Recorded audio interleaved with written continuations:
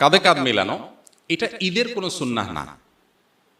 ঈদগাহে আমাদের দেশে যে কালচার দেখা যায়, ঈদের নামাজে সালাম ফিরানো হয়ে গেছে, খুতবা হয়ে গেছে, এবার উঠে সবাই কি শুরু করে, পুরা ঈদগাহ সবাই সবার কোলে নেয়, মানে মোয়ানাকা করে, কাঁধে কাঁধ মেলায়। আচ্ছা, তো এইটা ঈদের সুন্নাহ না, তবে সাক্ষাতের সুন্নাহ। সাক্ষাতের সুন্নাহ এটা ঠিক যে আমাদের দেশে গ্রামে হোক শহরে হোক ঈদগাহে অনেক মানুষের সাথে অনেকদিন পরে দেখা হয়। বিশেষ করে গ্রামে যারা ঈদ করেন তারা তো জানেন যে ঢাকা থেকে, চিটাং থেকে, বিভিন্ন জায়গা থেকে, দেশ থেকে, বিদেশ থেকে মানুষজন ঈদগাহে, কয়েক গ্রামের মানুষ, কয়েক মহল্লার মানুষ একসাথ হয়। এই যে একসাথ হয় তখন কি হয়, আরে ভাই আসো, তখন সে মোয়ানাকা করে, কাঁধে কাঁধ মিলায়, এটা ঠিক আছে। কিন্তু আপনি বাসা থেকে একসাথে গেছেন, গা ঘেঁষতে ঘেঁষতে গেছেন ঈদগাহে, একসাথে বসে ঈদের নামাজও পড়ছেন, ততক্ষণ আপনার সাক্ষাৎ করার দরকার হলো না। ঈদের নামাজ শেষ হলো, উঠে আপনি এবার মোয়ানাকা শুরু করে দিলেন। এটা মূলত ঈদের সুন্নত না। তারপরেও আমাদের ঈদের কালচারে পরিণত হয়েছে, এটা কালচারে পরিণত হয়েছে। এটা যদি মোয়ানাকার সুন্নাহ মনে না করে জাস্ট ঈদের শুভেচ্ছা বিনিময়ের অংশ হিসাবে, সামাজিক কৃষ্টি হিসাবে, আপনার কেউ কেউ কারোর সাথে হাসি মুখে সাক্ষাতের অংশ হিসাবে, জাস্ট ঈদের কালচার হিসাবে কেউ করতে চায়, তো সেটা সুন্নাহ মনে না করলে, মোয়ানাকা মনে না করলে, এমনি একজন আরেকজনের সাথে হাত মিলানো, তারপরে আপনার বিভিন্নভাবে সৌহার্দ্য প্রকাশ করা, সৌহার্দ্য প্রকাশ, সম্প্রীতি প্রকাশ হিসাবে যদি হয়, সেটা একটা লেভেল পর্যন্ত হতে পারে। বাট এটা আমাদের দেশে মোটামুটি ঈদের সুন্নাহ হিসাবে অনেকে মনে করেন এবং প্রতিষ্ঠিত আছে। এই ধারণাটা আমাদের ভাঙতে হবে, যেটার সাথে ঈদের সুন্নাহর কোনো সম্পর্ক নাই। তাছাড়া ঈদের শুভেচ্ছা বিনিময় মূলত তাকাব্বালাল্লাহু মিন্না ওয়া মিনকুম, আল্লাহ তোমার এবং আমাদের ঈদের নেকামল কবুল করুক, এটা হলো ঈদের শুভেচ্ছা। এই সুন্নাহ সম্মত উপায়ে আমরা ঈদের শুভেচ্ছা প্রকাশ করব। একটি রোজার নিয়তে কি কাজা এবং শাওয়ালের নফল উভয়ের সওয়াব পাওয়া সম্ভব? অর্থাৎ এক রোজায় কি দুই নিয়ত করা যাবে? না, এটা আপনি করতে পারবেন না। ফরজ রোজার নিয়ত করলে সেখানে আবার নফলেরটাও নিয়ত করতে পারবেন না। তবে নফলের দুটি একসাথে নিয়ত করতে পারবেন। যেমন সোমবার বৃহস্পতিবার রোজা রাখলেন, চাঁদের 13, 14, 15 রোজা রাখলেন, আবার শাওয়ালের রোজারও নিয়ত করে নিলেন, এখানে ইনক্লুড করতে পারবেন। দুইটা নিয়তই একসাথে করতে পারেন। আর ফরজ কাজা রোজা আছে, সেটা রাখলেন, একই সাথে আবার শাওয়ালের 6 রোজা রাখবেন, সেটা আদায় হবে না। শাওয়ালের 6 রোজা রাখলে কি আসলে সারা বছর রোজা রাখার সওয়াব পাওয়া যায়? এই হিসাবটা ইসলামে কিভাবে করা হচ্ছে, এটা আমরা বলে ফেলেছি ইতিপূর্বে। ঈদের নতুন জামা পরে ছবি তুলে সোশ্যাল মিডিয়া আপলোড করা কি জায়েজ? এতে কি রিয়া বা অহংকার হয়? ঈদের নতুন জামা পরে সোশ্যাল মিডিয়ায় ছবি তোলা, এইটা এখন একটা বেশ আমাদের ইয়াংদের কাছে বেশ কমন একটা কালচার এবং ট্র্যাডিশনে পরিণত হয়েছে। কেউ যদি এটা আনন্দের প্রকাশ হিসাবে করে তাহলে সেক্ষেত্রে এটা জায়েজ হতে পারে। তবে মেয়েরা তাদের পর্দার যে বিধিবিধান, তারা যেরকম খেয়াল রাখতে হবে, ছেলেরা তাদের এটা খেয়াল রাখতে হবে। জামাই বউ একসাথে ঈদের জামা কাপড় পরে ছবি তুলে সোশ্যাল মিডিয়া দিয়ে দিলেন আর বললেন দোস্তরা ঈদ মুবারক। দোস্ত তো বানাচ্ছেন 5,000 ফেসবুকে। এখন এই যে ছবি দিলেন, এটাতে রমজান জুড়ে যে আমল টামল করলেন, এগুলো সব বরবাদ করার জন্য যথেষ্ট হয়ে যেতে পারে। সেরকম একটা কাজ করলেন, তো এটা তো না জায়েজ কাজ। আপনার স্ত্রীর ছবি আপনি সোশ্যাল মিডিয়ায় যখন দিবেন, বন্ধুরা নিচে লিখবেন নাইস। এই নাইসের মানে কি বুঝতেছেন আপনি? সে কি বুঝাইতে চাচ্ছে? একটু বিবেকটা খরচ করেন।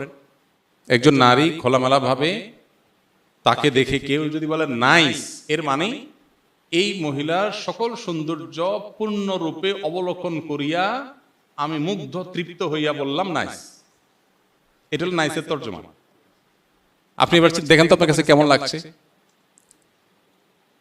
নিজের পরিবারের মেয়েদের খোলামেলা পোশাকে সোশ্যাল মিডিয়াতে হোক, অফলাইনে হোক, মানুষের সামনে উপস্থাপন করার পর যারা দেখে, তারা দেখার পর তাদের মনোজগতে যে চিন্তার উদ্রেক হওয়ার কথা, সেটা আমাদের সবার জানা। এটা প্রকৃতিগতভাবে, সৃষ্টিগতভাবে এটা খুবই কমন এবং সাধারণ এবং স্বাভাবিক বিষয়। আপনি কিন্তু জানেন। কিভাবে জানেন? কারণ আপনি নিজে কি করেন, বা আপনার এরকম সিচুয়েশনে আপনার মানসিকতার অবস্থা কি হয়। আপনি চিন্তা করেন তাহলে আপনার ফ্যামিলি মেয়েদের ব্যাপারে একই কথা। যেগুলো মানুষ মনে মনে চিন্তা করে, এগুলো তো মুখে বলতো আপনি জুতা নিয়ে দৌড়াতেন, কিন্তু আপনি বুঝেও না বুঝার ভান করছেন। শরীয়ত কেন পর্দার বিধান দিয়েছে?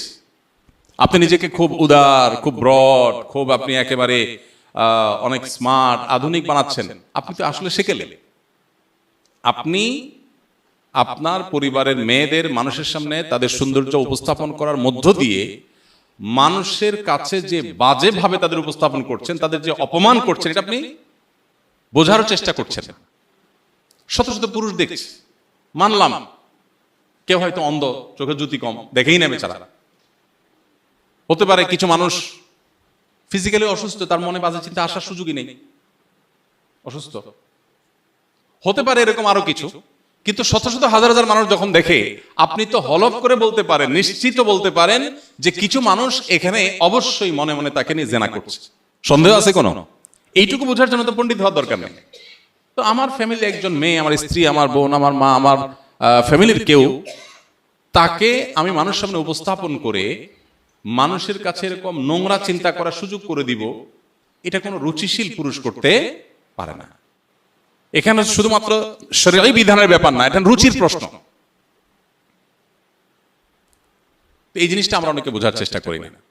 তো সোশ্যাল মিডিয়াতে আপনি যদি ছবি দেন ঈদকে কেন্দ্র করে, তাহলে সেক্ষেত্রে এই বিষয়গুলো মাথায় রাখা যে হালাল হারাম, পর্দার বিধিবিধানগুলো আমি কি করছি কিনা, সবকিছু প্রকাশ করার জিনিস না। এখানে যখনই রেস্ট্রিকশনের কথা আসে, শরীয়তের বিধিনিষেধের কথা আসে, আমরা মনে করি যে হুজুররা অনেক টাইট, আপনি অনেক কিছুর ছবি প্রকাশ করেন না, লুকান, সবকিছু আপনি দেখেন না। আপনিও যথেষ্ট কনজারভেটিভ অনেক ইস্যুতে, কিন্তু আল্লাহর বিধিবিধানের ভিত্তিতে যে ব্যক্তি নিজেকে নিয়ন্ত্রণ করে, আপনি তাকে নিয়ে বাজে কথা বলেন, তাকে নিয়ে আপনার মনে হয় সে অনেক কনজাস্টেড, সে অনেক সংকীর্ণ, আপনি মনে অনেক উদার। মূলত আপনি উদার না, আপনি উদাসীন। আপনি উদার না, আপনি আসলে উদাসীন। এই জন্য এই বিষয়গুলো খেয়াল রাখতে হবে। এমনিতে বাচ্চারা, ছেলেরা ঈদের আনন্দের প্রকাশ হিসাবে যদি ফটোগ্রাফিক ছবি তুলে সোশ্যাল মিডিয়াতে যায়, সেখানে হারাম কিছু না থাকে, প্রিন্টেড যেহেতু না, তো এটা নাজায়েজ না। অনেক ওলামায়ে কেরাম ফটোগ্রাফিক ছবি যেগুলো মোবাইলে বা আপনার ক্যামেরা ধারণ করা হয়, সেগুলোকেও নাজায়েজ বলেন। তবে অনেক ওলামায়ে কেরাম জায়েজ বলেন, এবং জায়েজ বলেন যারা, তাদের মতটা আমাদের কাছে শক্তিশালী মনে হয়। সেজন্য আমরা মনে করি যে এরকম ছবি সোশ্যাল মিডিয়াতে দিলে বা অন্য কোথাও দিলে ঈদের আনন্দের প্রকাশ হিসাবে, ঈদের কালচারাল একটা ইস্যু হিসাবে এটা জায়েজ। তবে এখানে হারাম কোনো জিনিস বা উপাদান যেন না থাকে, সেটা লক্ষণীয়। রমজান পরবর্তী ইবাদতের ধারাবাহিকতা ধরে রাখার কিছু উপায় বলে দিন। রমজান পরবর্তীতে ইবাদতের ধারা ধরে রাখার জন্য রমজানেই ভালো করে তাকওয়া চর্চা করতে হবে। রমজানে যার তাকওয়া চর্চা যত ভালো হবে, রমজানের পরে সেটা ধরে রাখা তত সহজ হবে, ইজি হবে ইনশাআল্লাহ বিইذনিল্লাহ। এবং আল্লাহ তাআলার কাছে দোয়া যেমন করতে হবে, রমজানের পরে দ্বীনি পরিবেশে যত বেশি নিজেদেরকে রাখতে পারবো, তত বেশি রমজানের ইবাদত ধারাবাহিকতা ধরে রাখা সহজ হবে ইনশাআল্লাহ বিইذনিল্লাহ। সেই চেষ্টা আমরা করব। রমজানের পরে আরেকটা ইবাদতের মৌসুম আসছে 2 মাস পরেই, সেটা হলো জিলহজের প্রথম দশক, 10 দিনের মৌসুম। এটা 30 দিনের মৌসুম, এটা হলো 10 দিনের মৌসুম। এই মৌসুমগুলোতে খুব বেশি সুন্নাহসম্মত আমলগুলো, কোরআন হাদিস বাতানো আমলগুলো যদি করতে থাকি, তাহলে 2 মাস পরে আবার রিচার্জ হয়ে যাবে, সেটা দিয়ে আমরা আবার কিছুদিন চলতে পারবো ইনশাআল্লাহ। এভাবে শরিয়া যে আদেশগুলো করেছে সবগুলো কিন্তু আমরা পরিপূর্ণভাবে পালন করি ইনশাআল্লাহ বিইذনিল্লাহ, সারা বছরই ইবাদতের ধারাবাহিকতা ধরে রাখা সম্ভব হবে। আল্লাহ তাআলা আমাদের সবাইকে আমলের তৌফিক দান করুন। জাযাকুমুল্লাহ খাইর।